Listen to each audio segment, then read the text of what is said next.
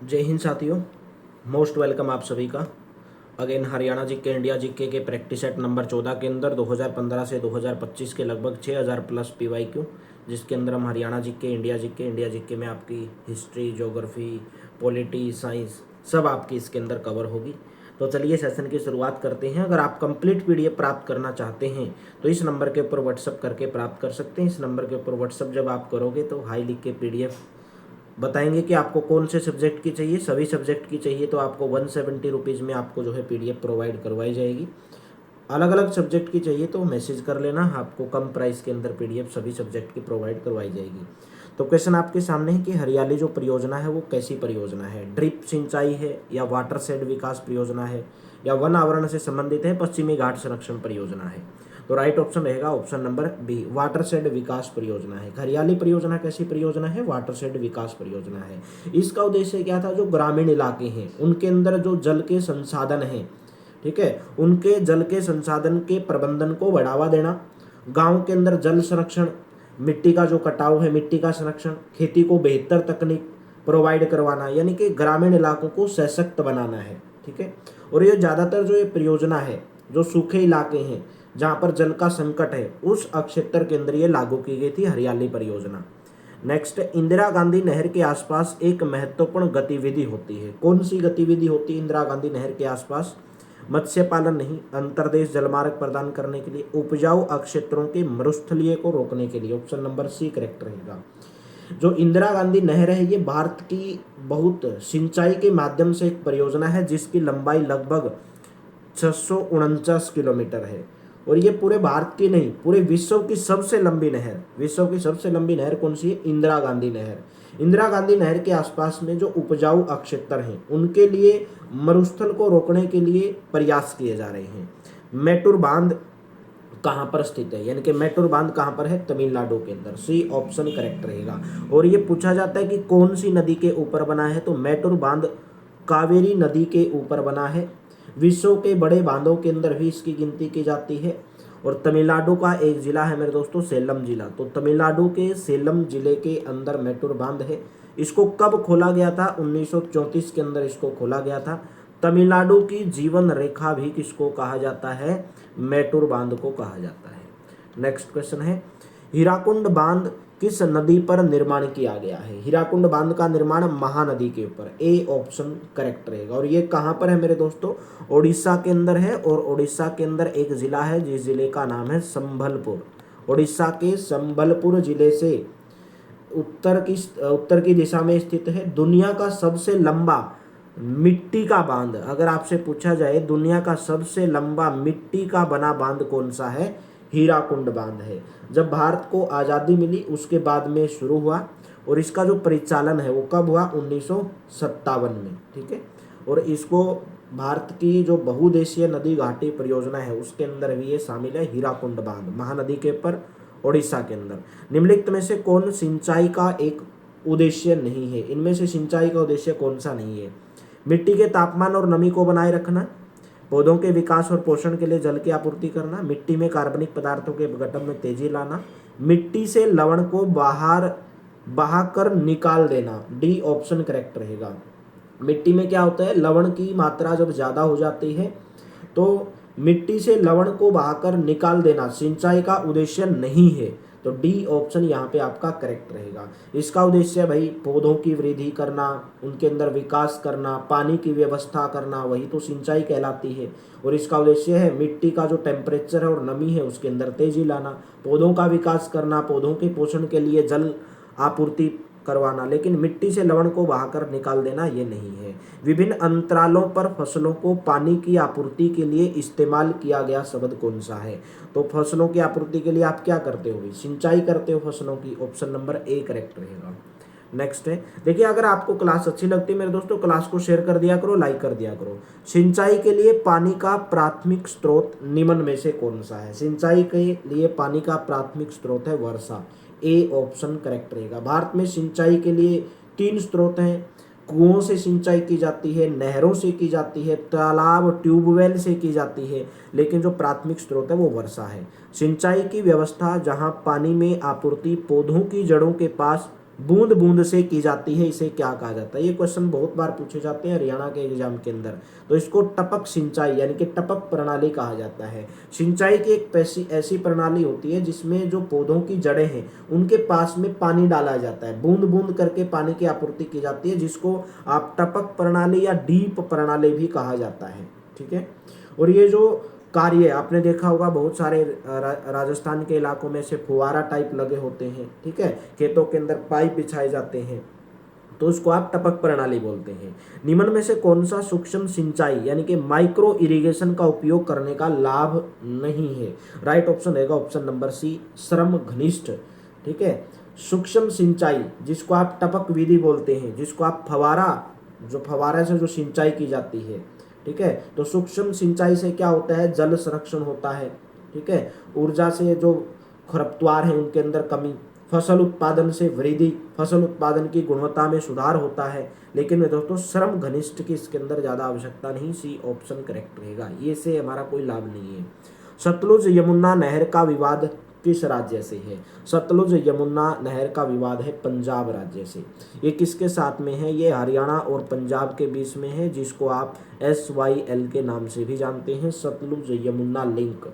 ठीक है, ये जो नहर है, ये जो SYL जो है, ये 214 किलोमीटर लंबी है।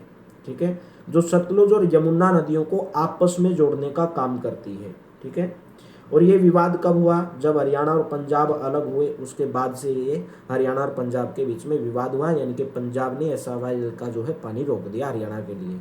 नेक्स्ट है, नागार्जुन सागर बांध कहाँ पर बना हुआ है? नागार्जुन सागर बांध कृष्णा नदी के ऊपर बना हुआ है, और ये कहाँ पर है? हैदराबाद के अंदर है। कब इसका निर्माण पूरा हुआ था? 1966 के अंदर जो है इसका निर्माण पूरा हुआ था, नागार्जुन सागर बांध। नेक्स्ट है, तुंगभद्रा बांध किस नदी पर बनाया गया है? तुंगभद्रा बांध श्रावती, कृष्णा, नर्मदा, उपरोक्त में से कोई नहीं, डी ऑप्शन करेक्ट रहेगा। तुंगभद्रा जो बांध है वो तुंगभद्रा नदी के ऊपर ही बना है, तुंगभद्रा नदी के ऊपर ही बना है। और ये कहाँ पर है मेरे दोस्तों? तुंगभद्रा बांध कर्नाटक का एक जिला है जिसका नाम है बेलारी जिला। कर्नाटक के बेलारी जिले के अंदर स्थित है। एक भारत की एक बहुउद्देशीय नदी घाटी परियोजना के अंदर ये आता है। जो ये बांध बनाया गया था तुंगभद्रा बांध, एक वास्तुकार हुआ करते थे जिनका नाम था वेप्पा कृष्णमूर्ति, वेप्पा कृष्णमूर्ति, उनके द्वारा ये बनाया गया था। ठीक है, और जो मद्रास जो लोक निर्माण विभाग होता है उसके अंदर ये इंजीनियर थे वेप्पा कृष्णमूर्ति, और उनके द्वारा इसका जो है डिजाइन यानी कि इनका वास्तुकार थे तुंगभद्रा बांध के। नेक्स्ट क्वेश्चन है, सरदार सरोवर परियोजना कहाँ पर स्थित है? सरदार सरोवर परियोजना गुजरात के अंदर, सी ऑप्शन करेक्ट रहेगा। ठीक है, सरदार सरोवर परियोजना गुजरात के अंदर है, और कौन सी नदी के ऊपर है? नर्मदा नदी के ऊपर स्थित है। ठीक है, ये भी जल विद्युत परियोजना के अंदर शामिल है। सलाल परियोजना किस नदी के ऊपर स्थित है? सलाल परियोजना कहाँ पर है? पहली बात तो भारत के जम्मू एंड कश्मीर के अंदर है, और चिनाब नदी के ऊपर है, ए ऑप्शन करेक्ट रहेगा। जल विद्युत परियोजना है जिसका निर्माण 1961 के अंदर किया गया था। नेक्स्ट है, भिवानी नहर कहाँ से निकाली गई है? भिवानी नहर कहाँ से निकाली गई है? भाखड़ा नहर से निकाली गई है, ए ऑप्शन करेक्ट रहेगा। एक छोटी सी नहर है जिसके अंदर जो हरियाणा का भिवानी जिला है वहाँ पर कृषि के लिए सिंचाई की जाती है भिवानी नहर से, तो ये भाखड़ा नहर से निकाली गई है। नेक्स्ट है, निम्नलिखित में से सही युग्म का चयन करना है। सलाल जल विद्युत परियोजना जम्मू कश्मीर के अंदर है, अभी आपको जस्ट मैंने बताया, बिल्कुल सही है। सलाल विद्युत परियोजना जम्मू कश्मीर के अंदर है, और कौन सी नदी के ऊपर है? ये चिनाब नदी के ऊपर है।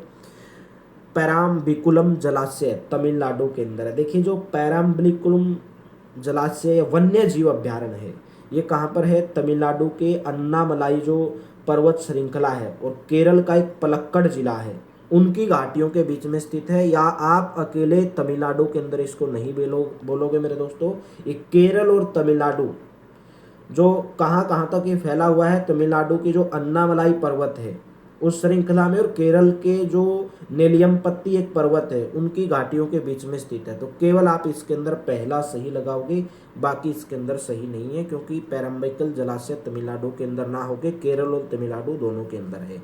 रणजीत सागर बांध किस नदी के ऊपर बना हुआ है? राइट ऑप्शन रहेगा, रावी नदी के ऊपर बना हुआ है रणजीत सागर बांध। इसका निर्माण पंजाब सरकार के द्वारा रावी नदी पर किया गया है। और कब किया गया मेरे दोस्तों? 2001 के अंदर किया गया है। और रणजीत सागर बांध को और अन्य किस नाम से जाना जाता है? रणजीत सागर बांध को और अन्य 3 बांध के नाम से भी जाना जाता है। 1999 में किसको यमुना नदी के पार वृद्ध या शिथिल ताजे वाला बैराज के बदलने के लिए पूरा किया गया था? राइट ऑप्शन रहेगा हथनी कुंड बैराज, ए ऑप्शन करेक्ट रहेगा। 1999 के अंदर हथनी कुंड बैराज को यमुना नदी के उस पार वृद्ध या शिथिल ताजे वाला बैराज के बदलने के लिए पूरा किया गया था। और ये कहाँ पर है? हरियाणा के यमुनानगर जिले के अंदर। हरियाणा के यमुनानगर जिले के अंदर कौन सी नदी पर बनाया गया है? यमुना नदी के ऊपर बनाया गया है। ठीक है, तो right option option number A correct रहेगा। नेक्स्ट है, किस व्यक्ति को भाखड़ा नांगल बांध का जनक कहा जाता है? भाखड़ा नांगल बांध का जनक कहा जाता है चौधरी छोटूराम को। चौधरी छोटूराम को भाखड़ा नांगल बांध का जनक कहा जाता है। ठीक है, 1923 के अंदर तत्कालीन जो पंजाब राज्य था उसके अंदर जो प्लेग स्पॉट था, बीमारी थी, फसल के अंदर प्लेग स्पॉट बीमारी फैल गई थी, तो किसानों को उसे छुटकारा दिलाने के लिए भाखड़ा बांध की कल्पना की गई थी चौधरी छोटूराम जी के द्वारा। और सर छोटूराम जी का जो जन्म हुआ था वो 24 नवंबर 1881 को जन्म हुआ था। और कहाँ पर हुआ था? गढ़ी सांपला के अंदर इनका जन्म हुआ था। और ये गढ़ी सांपला कहाँ पर है? हरियाणा के अंदर। और हरियाणा में भी कहाँ पर है? रोहतक जिले के अंदर है। किसानों को हितों के लिए इन्होंने जो ब्रिटिश लोग थे उनकी हुकूमत के खिलाफ जो है लड़ाई लड़ी थी किसानों के लिए। किसान समर्थक कहा जाता है। किसानों के लिए कानून, अच्छे अच्छे कानून बनवाने में भी इनका बहुत महत्वपूर्ण योगदान रहा है। निम्न में से किस नदी पर टिहरी जल विद्युत संकुल अवस्थित है या टिहरी जल विद्युत परियोजना? राइट ऑप्शन रहेगा भागीरथी नदी। भागीरथी नदी के ऊपर है टिहरी बांध जल विद्युत परियोजना है। राइट ऑप्शन क्या रहेगा? बी ऑप्शन करेक्ट रहेगा। ये परियोजना कब शुरुआत की गई थी? ये जो परियोजना है इसके द्वारा जो विद्युत उत्पादन कब शुरू किया गया था? 2006 के अंदर विद्युत उत्पादन शुरू किया गया था। तपोवन तथा विष्णुगढ़ जल विद्युत शक्ति संयंत्र कहाँ पर स्थित हैं? ऑप्शन नंबर सी उत्तराखंड के अंदर हैं। दोनों कहाँ पर हैं? उत्तराखंड के अंदर हैं। ठीक है, और कौन सी नदी के ऊपर बनाई गई है उत्तराखंड के अंदर?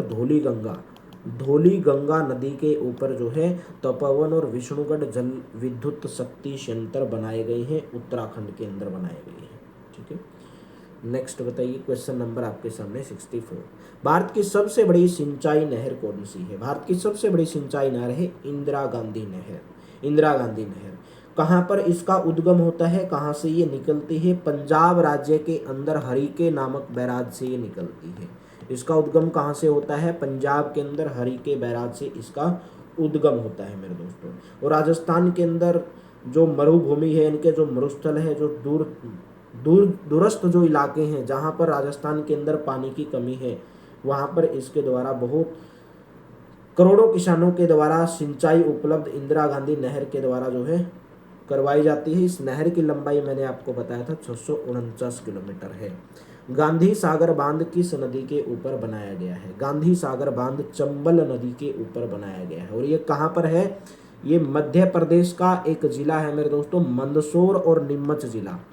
मंदसौर और नीमच जिला, मध्य प्रदेश के मंदसौर और नीमच जिले के अंदर जो है ये स्थित है। चंबल नदी के ऊपर गांधी सागर बांध मध्य प्रदेश के अंदर कब निर्माण किया गया था? 1960 के अंदर इसका निर्माण किया गया था। इसकी आधारशिला भारत के प्रथम प्रधानमंत्री पंडित जवाहरलाल नेहरू के द्वारा 7 मार्च 1954 को रखी गई थी। 7 मार्च 1954 को रखी गई थी।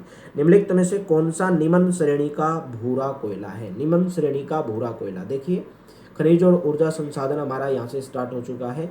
निम्न श्रेणी का भूरा कोयला है लिग्नाइट। बी ऑप्शन यहाँ पे करेक्ट रहेगा, जिसके अंदर लगभग जो कार्बन की मात्रा है वो 25% से 35% इसके अंदर कार्बन पाया जाता है। 25% से 35%। अगर आपसे पूछा जाए उच्च श्रेणी का कोयला इसके अंदर कौन सा? एंथ्रेसाइट। देखिए निम्न और उच्च श्रेणी का मतलब क्या होता है? जिसके अंदर कार्बन की मात्रा ज्यादा पाई जाती है उसको उच्च श्रेणी कोयला, जिसके अंदर कार्बन की मात्रा कम पाई जाती है उसको निम्न श्रेणी का। तो लगभग लिग्नाइट कोयले में निम्न श्रेणी का कोयला शामिल है। एंथ्रेसाइट सबसे उच्च कोटि का कोयला होता है जिसके अंदर लगभग मेरे दोस्तों 85 से लेकर 95% तक इसके अंदर कार्बन की मात्रा पाई जाती है। ठीक है, यानी कि जो इस कोयले का जो तापमान है, जिसको आप हीटिंग जो पॉइंट बोलते हैं, वो सबसे अधिक होता है एंथ्रेसाइट के लिए। नेक्स्ट है लोह अयस्क, जिसे काला अयस्क भी कहा जाता है। कौन सा लोह अयस्क है जिसको काला अयस्क भी कहा जाता है? वो है magnetite. Option number C correct रहेगा। ये हमें कहाँ पर ये पाया जाता है? आग्नेय रूपांतरित और अवसादी चट्टान, आग्नेय रूपांतरित और अवसादी चट्टान तीनों के अंदर ये पाया जाता है। ऊर्जा के एक अनवीकरण स्रोत का उदाहरण है। देखिए जब मैंने आपको ज्योग्राफी कराई थी, सब आपको चीजें टॉपिक वाइज करवाई हुई हैं, प्ले लिस्ट के अंदर जाकर देख लेना, आपको हर क्लास मिल जाएगी। ऊर्जा के एक अनवीकरणीय स्रोत का उदाहरण है, राइट ऑप्शन रहेगा सी ऑप्शन, कोयला। ठीक है। गैर नवीकरणीय ऊर्जा जो संसाधन है वो हमारे पास सीमित है। ठीक है। और उसका मतलब क्या है? यानी कि जिनकी जो समय सीमा है, एक समय सीमा है, उसके बाद वो समाप्त हो जाएंगे। जैसे कोयला है, कच्चा तेल, ठीक है, प्राकृतिक गैस, यूरेनियम, ठीक है, ईंधन से प्राप्त हमें जो ऊर्जा होती है।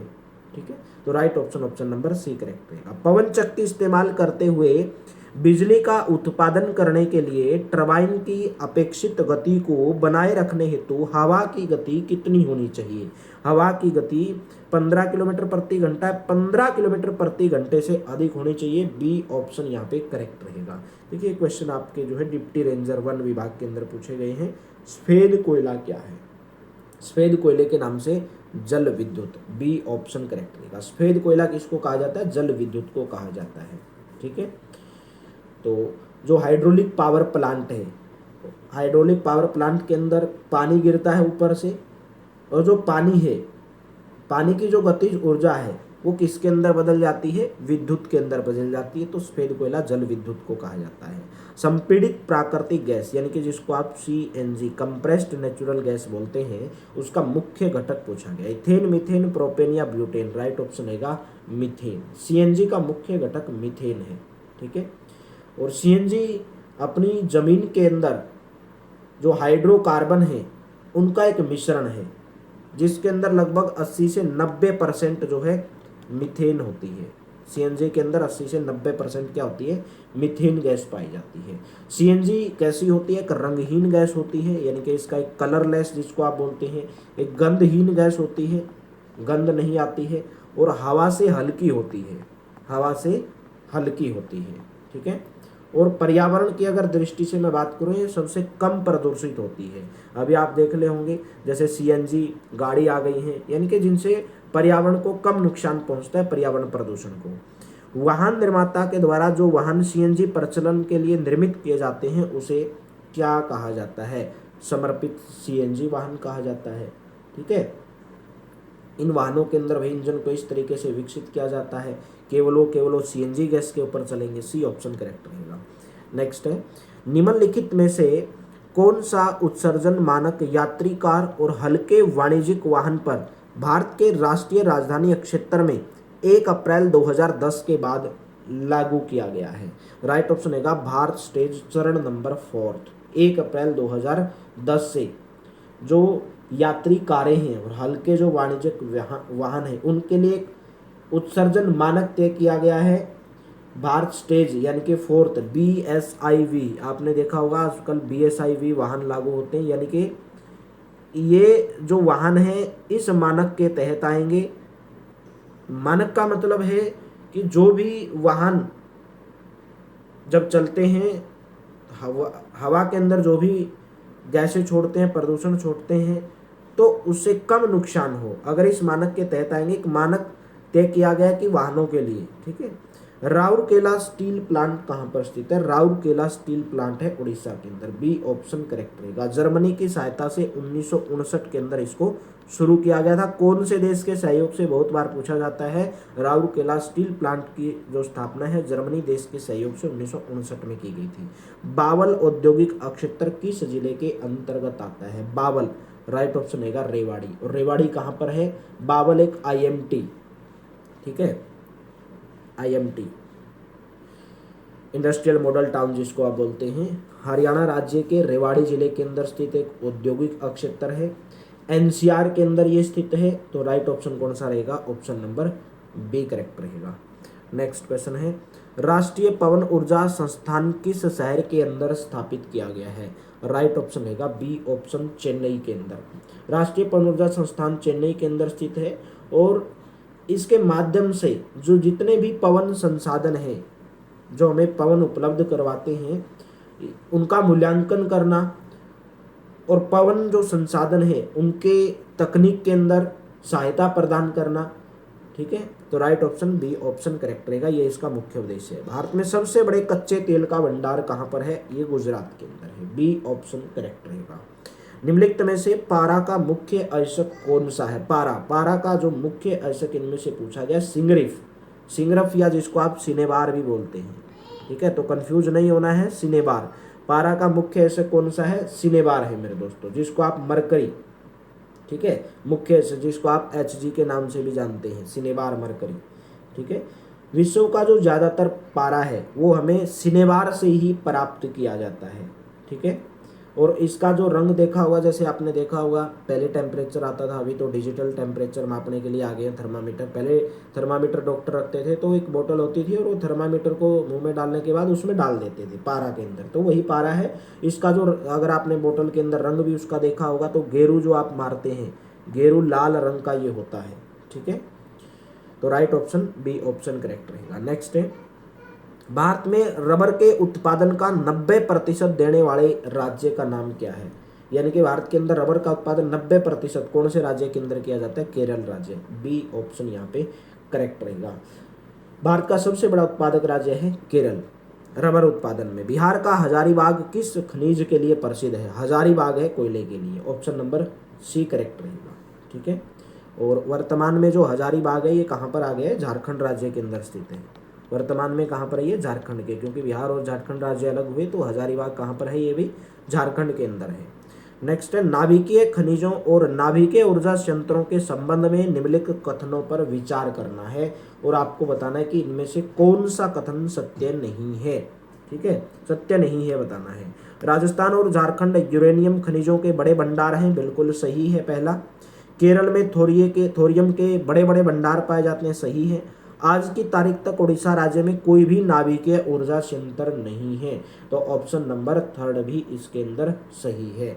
तो ऑप्शन नंबर डी करेक्ट रहेगा, इनमें से कोई भी ऐसा नहीं है जो असत्य हो, तो सभी के सभी इसके अंदर सत्य हैं, तो डी ऑप्शन इसके अंदर करेक्ट रहेगा।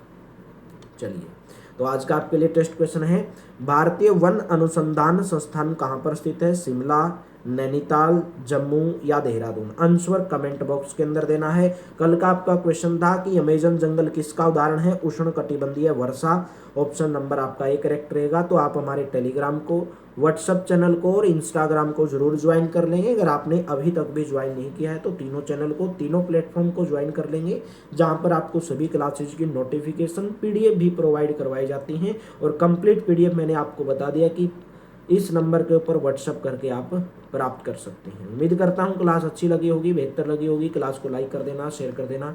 Thank you, have a nice day.